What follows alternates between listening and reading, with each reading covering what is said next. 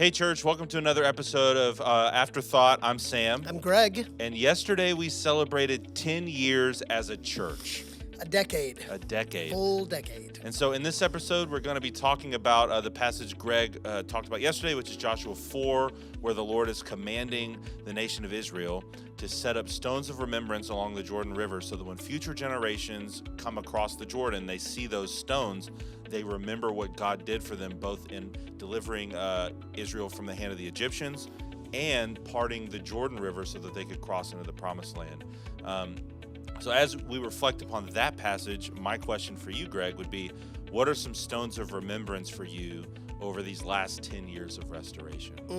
Yeah, so, I can go back to the beginning and remember just very humble beginnings. I was coming out of a season of brokenness, and in 2013, I had felt called to plant a church. It was this crazy vision, thought it was New York City. We sold our house, spent a year trying to figure out how to get to New York. And then Jeff Wells from Woods Edge, the one who had fired me in 2010, I think I've mentioned that a couple times, called me and said, man, I feel like you're supposed to stay here and plant with us locally.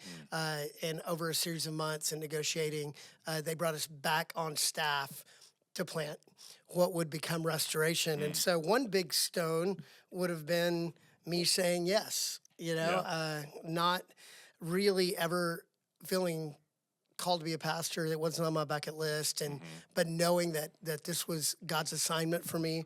So saying yes to that would be a stone. Our first gathering in Mako and Carrie Hogan's home in June of 2014, that'd be a pretty big stone because I remember showing up not knowing if anybody else would. And having 40 or so people in the room and 10 families saying, "Hey, we're with you. We'll be a part of a core team." And so that would have been a big stone for me. Yeah. And I also think about our first preview service in August of 2017 was the first time that we were. It's like, hey, this just got real. It's official. Yeah. So Lone Star Elementary meeting in that cafeteria. That would have probably been a stone. But so Samantha and I actually came to Restoration for about a month during that time when y'all were in the cafeteria. Oh, wow. At the elementary school. Yeah, and so thinking about February 15th, 2015, that was our official launch. And so that's what we were celebrating yesterday. And just remembering, and I talked about this yesterday, that our first Sunday, we had a couple hundred people there, and just feeling like we're off to the races. And I remember kind of humble, not humble, thinking, oh, they say church planting is hard. This piece of cake. This didn't seem really that hard. and then we grew that down to about 30 people by mid-July. And that was when things got real. This is not just people showing up to be supportive. These are people that want to give their life to this. And we were back down to almost, our core team and maybe a couple others. That equity of support where people are showing just because they like you or know you, that only lasts for so long. So, I say to church planters all the time, church planters that feel called to preach. When I say, hey, what's your passion? Well, I just want to preach the word. Great. That's 3% of what you'll do as a church plant. You've got to have a lot of intestinal fortitude to plant a church. Because, it's, for me, it was being the first one there and the last one to leave at the school every week. Being there. Which the first one there when you're setting up in a school, that's pretty early. Oh, yeah. It's 6 a.m.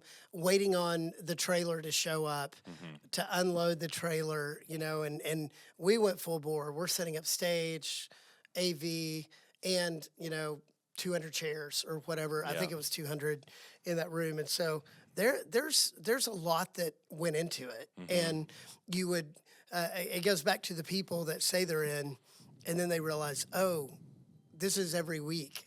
This has got to happen every week. And realizing that it may not be as easy as we thought it was. Yeah. So talk to me. I'm really interested about the thing you said right at the beginning about how pastoring was not something that was on your bucket list, but you felt called to it. You had been a worship leader, worship pastor at a church for 20 years. So you saw how the sausage was made of being a pastor. You saw all the ins and outs. and then you went through your season of brokenness as you were talking about. And so then when you got approached to plant a church and be, for lack of a better term, the guy, Right. what was going through your mind?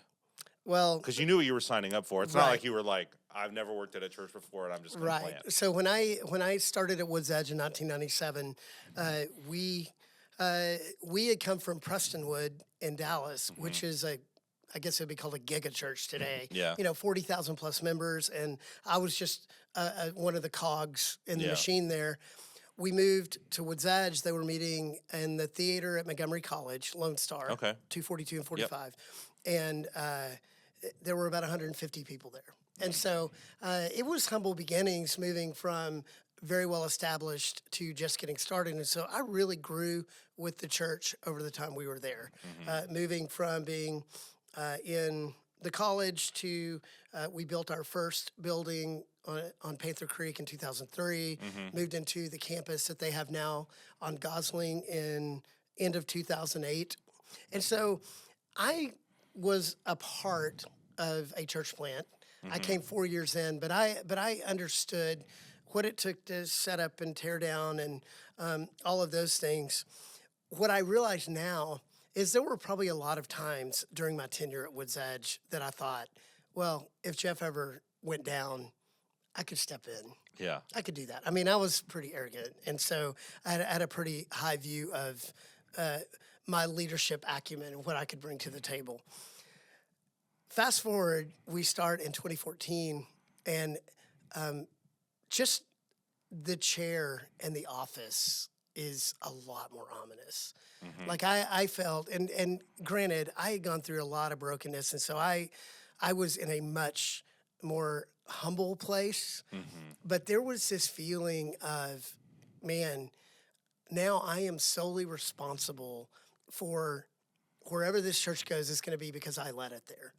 Whatever we value is going to be because initially they're the things be that your value. Yeah, it's what Yeah. I value. And unpacking the word every week for people and knowing that, man, I got to get it right. This is no longer about me. I would jump up and teach for Jeff 4 to 8 times a year. Yeah. And I was kind of the anti-Jeff. He's a scholar. I was more entertaining, with maybe a little bit of content, but not a lot of depth. And so people enjoyed it when I preached because they would say, oh, you were so funny. Yeah. Very seldom would people say, man, that rocked my world. Like, Yeah. or man, that was so challenging.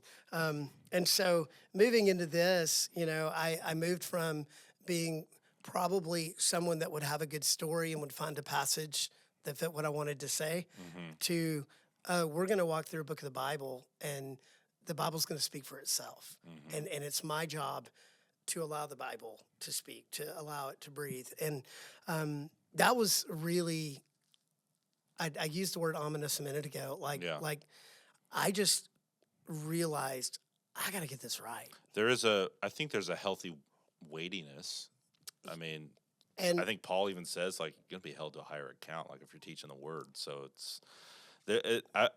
I think people who would go about trying to plant a church or be a lead pastor who don't feel a degree of ominousness, if that's a word. yeah, I think it that might would be. probably be a red flag for me. Yeah, I mean, somebody that's jumping in that is happy-go-lucky, and I know that part of the reason God probably wanted me to do this, a decade before I did, but I was just way too immature and way too full of myself, and I needed to go through this season of brokenness and he needed to cut some stuff off and he needed to cut some stuff back, and so I think I was both cut down, but in kind of the regrowing process, I was pruned a lot, and so it was the perfect timing. Well, it's kind of like the journal entry you read yesterday, where this is kind of a paraphrase, but God had to restore you before you could facilitate a place where others could be restored. Otherwise, it's just a catchy church name that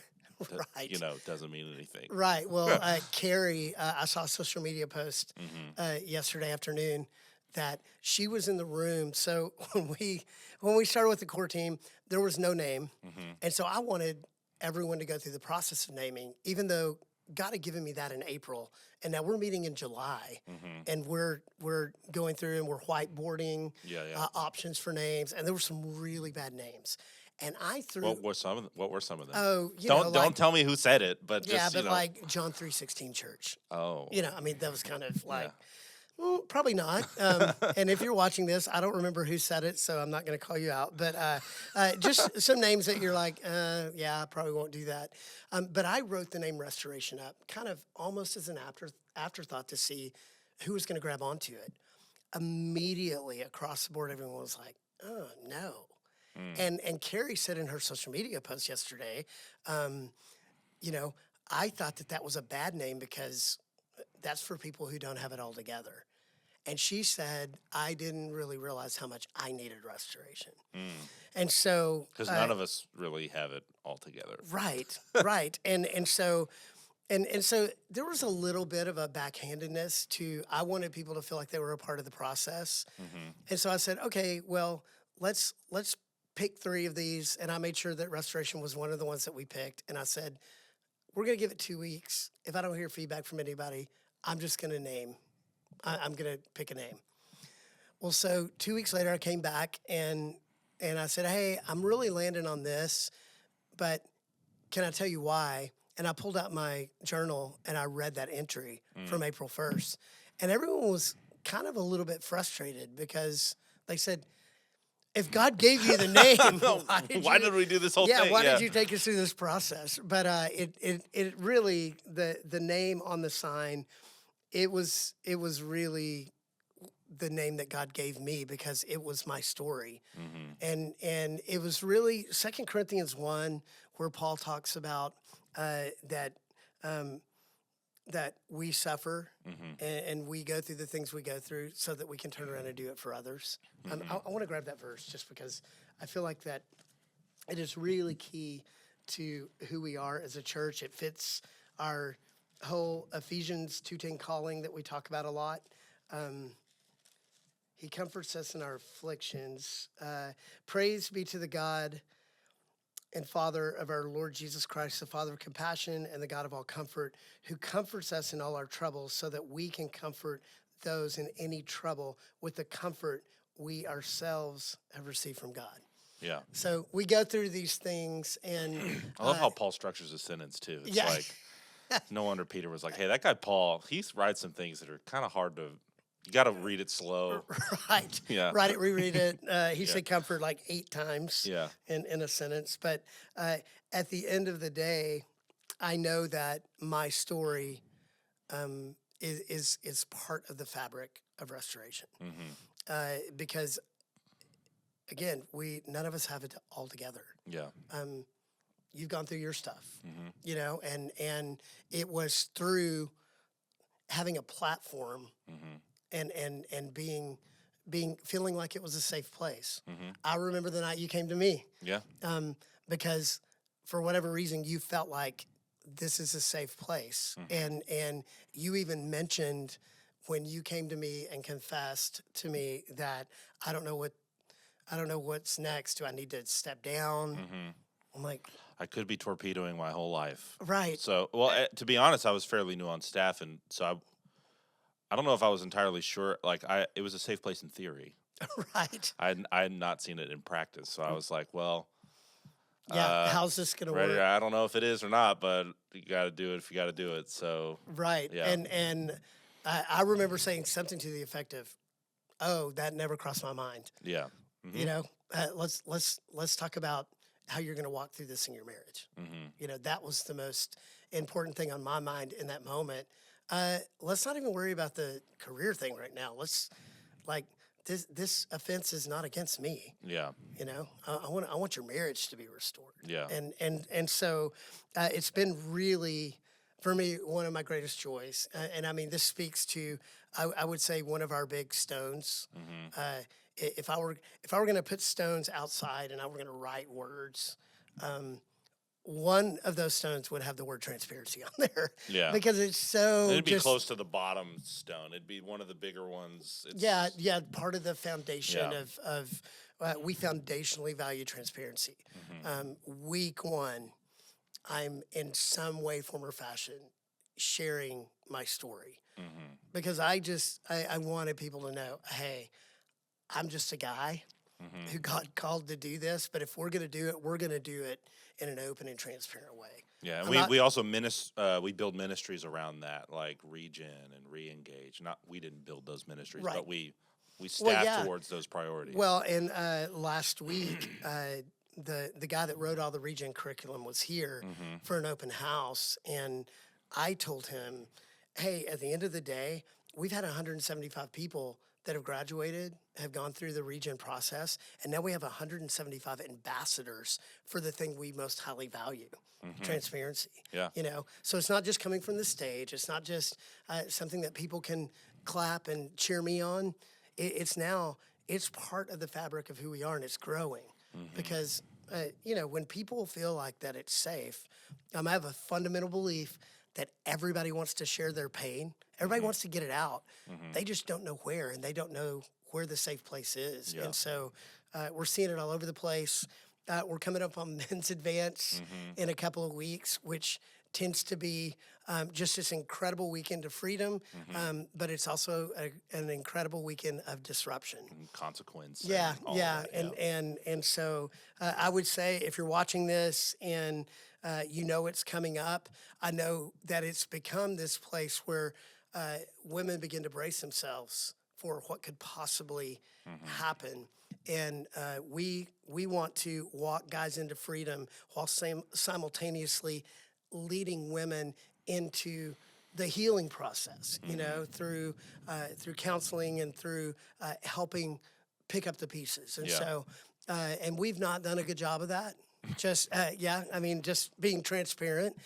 We've done a great job of walking guys into freedom, but we've not historically done a great job of acknowledging that for every man that's set free, there's a woman who is just, her eyes have been opened Yeah. to, hey, what does Gavin say that Confession doesn't create a mess; it reveals one. it reveals a mess? And so the revelation of the mess that exists, sometimes it's a complete shocker. A lot of times it's like, I think it's a make sensor. It's yeah, like, it's like, okay, okay. I knew things weren't right, but now I know why. And so all of that to encapsulate one of our big stones. Yeah. If I were saying a big stone, the value of transparency and how it has been lived out over and over and over again. And I could tell story after story of people who are not who they were. Yeah. And it all started with a moment of transparency, confession, several on our staff team, and then beyond. Yeah. And I actually love that. And so for people that come here and it makes them uncomfortable, I've had people that have said, well, I'm not sure I can be led by you. And I just say, Okay. hey, yeah, you need to go somewhere where you feel like you can be led. But it does make me sad because the place that they're going to go and the person they're going to be led by is broken as well. Yes. And I would say anybody that is looking for a church, man, find the place where the leadership is living in transparency and that is a high value because that's the place you want to be. That's real safety. Yeah. Otherwise, you're going to go to a place where you can hide because that's what you're really saying. Yeah. I need to go hide, and I don't want to be fully known. I've got a secret I'm going to take to my grave, and I need to make sure that that's not going to be unearthed by some joker on stage that that is bringing up this opportunity that I'm not ready to walk into. Yeah. Well, just to go back to something you said, take it for what it's worth. You were talking earlier about Men's Advance is kind of a tsunami of disruption, coming clean, freedom, all of these things, and how we've really done a good job on that, but we haven't done a great job on the cleanup part. And I think this is me. This is us just having a conversation, processing this in real time. But to me, when you were saying that, I just got the picture of like the disciples when Jesus says, "Cast your net on the other side," and they bring in all the fish. And it's like, well, I've never seen a church that has 400 dudes pressing in that much So it's like Right. the need is kind of unprecedented. So the kind of the back end systems and processes need to catch up. So like, could it be better? Sure, but I mean, Yeah, I mean, at the end of the day, I do think that we have an inordinate number of men that are walking into freedom and following Jesus on a different level. to me, it's and I've been at a bunch of different churches, as I'm sure you have been a part of different men's things. What happens here at Men's Advance and the men's ministry is really unprecedented for our size of a church. And even there's churches that are far larger than Restoration that don't have nearly the buy-in of men. Yeah, I mean, I remember when we first started thinking, man, if you win the men, you win the family, and stereotypically, women drag their husbands to church. Yeah. Guys come, they endure, they fall asleep during a message, or they come check their box to get their wife off their back.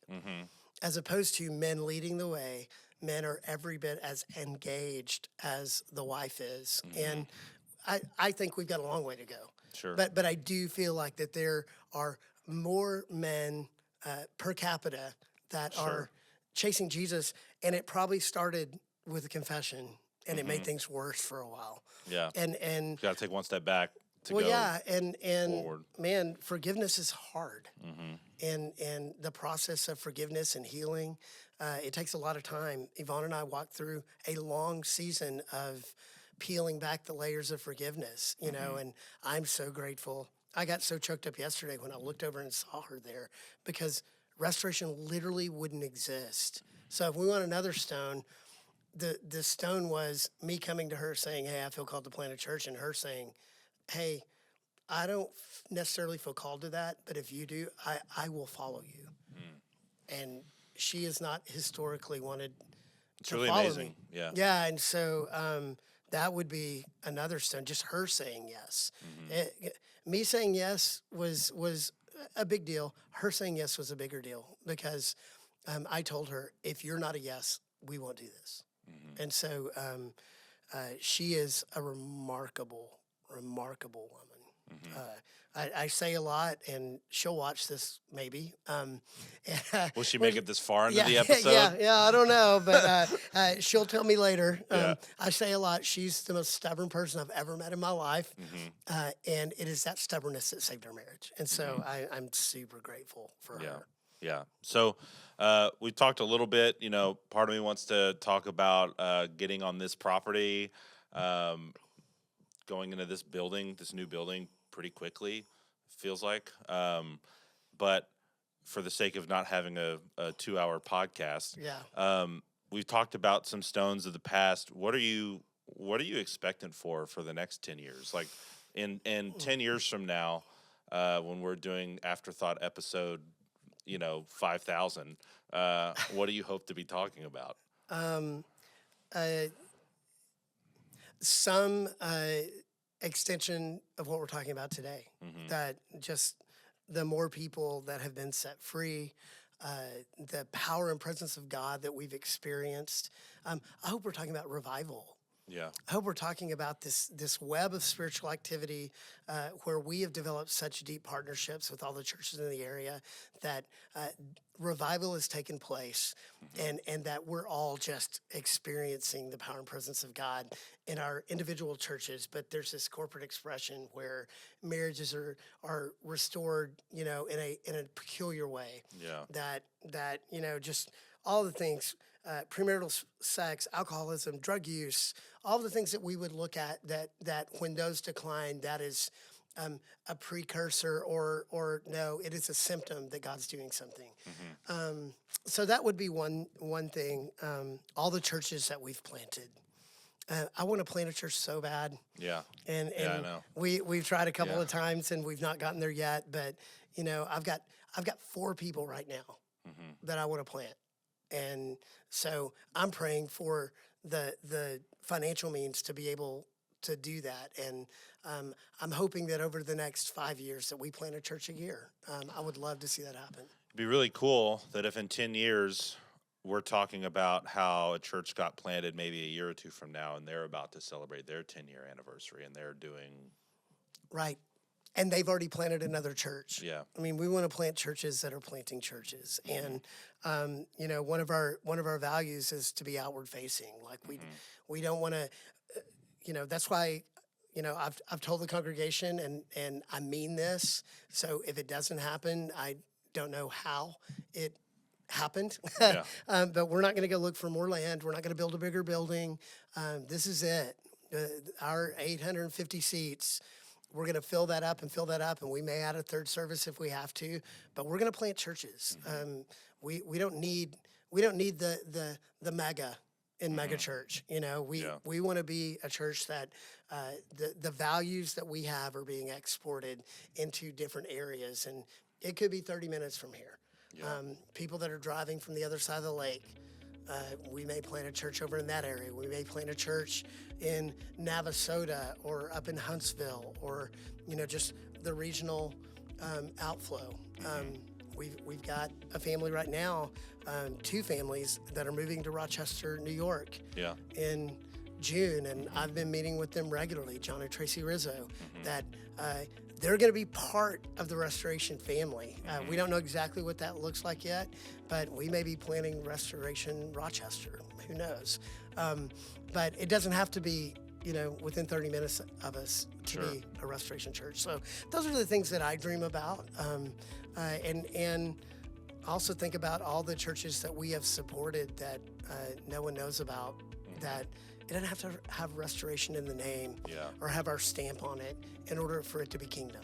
And so 10 years from now, all the kingdom activity that's taken place and people who have started nonprofits and are just, you know, flying off the aircraft carrier into all places all over the earth doing things because they have been inspired through the ministry of Restoration. That's awesome. Well, church, hope you feel encouraged and excited about what God has been doing at Restoration for the last 10 years and about what God will continue to do for the next 10, 20, 30. We're in year 11 right now. Yeah. As we speak. Yeah. Year 11. So, man, I hope year 11 is as great a year as we've ever had because we're experiencing the power and presence of God. Yeah. Amen. We'll see you next week for our next episode. Thanks. Yeah. Bye.